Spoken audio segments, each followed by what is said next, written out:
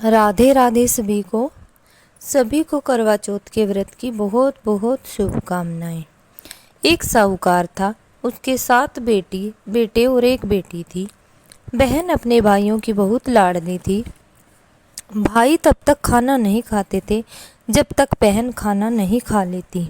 करवा चौथ का व्रत आया। 7 भाभीियों के साथ साहूकार की बेटी ने भी व्रत रखा।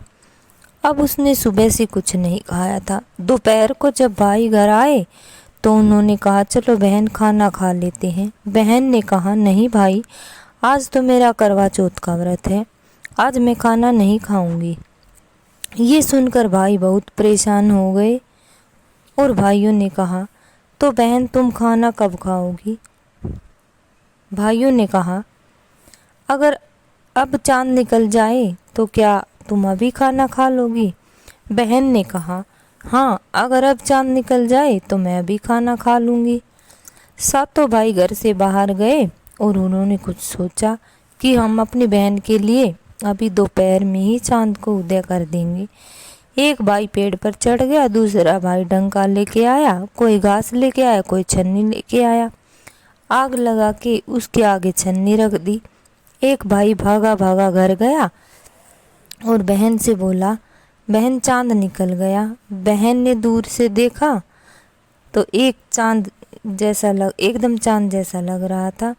वो नीचे अपनी भाभीियों के पास आई और बोली, भाभी चांद निकल आया, चांद को अर्घ देते हैं। भाभी बोली, नहीं भाई साहब, ये चांद तो आपके नाम का ही निकला है। अब साहूकार की बेटी ऊपर गई और जल लेके चांद को अर्घ दे दिया और भाइयों के साथ बहन ने मिलकर खाना खाना शुरू कर दिया। अब पहला टुकड़ा तोड़ा, उसमें बाल आ गया, दूसरा टुकड़ा तोड़ा, उसमें मक्खी आ गई और तीसरा टुकड़ा तोड़ते ही राजा का बुलावा आ गया कि उसके पति की तबीयत खराब है। साहूकार की बेटी के पति की तबीयत बहुत खराब हो गई। साहूकार ने अपनी बेटी के ससुराल जाने की तैयारी करने लगी।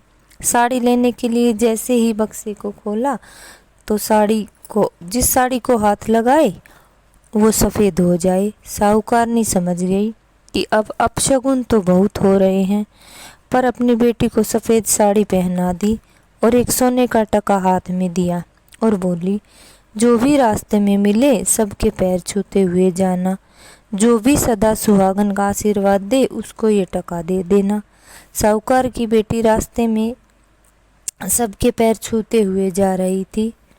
तब जब वो अपने घर के पास पहुंचने वाली थी, उसने बहुत सारी भीड़ जमा देखी। घर की दहलीज पर एक छोटी लड़की थी, उसके पैर छुए तो उसने कहा, सदा सुहागन रहो। बेटी ने सोने का टका उसको दे दिया। लड़की बोली, 7 भाइयों की बहन, पैर छोड़, दिन में चांद उगाने वाली पैर छोड़, व्रत तोड़ने वाली पैर छोड़। पर बेटी पैर नहीं छोड़ रही थी और रोने लगी, अपनी गलती के लिए क्षमा मांगने लगी।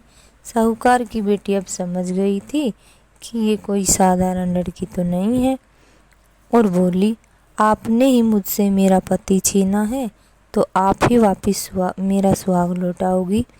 माँ को दया आ गई, उंगली से छींटा लगाए तो उसका पति जीवित हो गया। जैसी कहते सुनते हुंकारा भरते, जैसे साहूकार की बेटी को पहले आई ऐसे किसी को न आए और बाद में आए ऐसी सबको आए। जय करवा चौथ माता।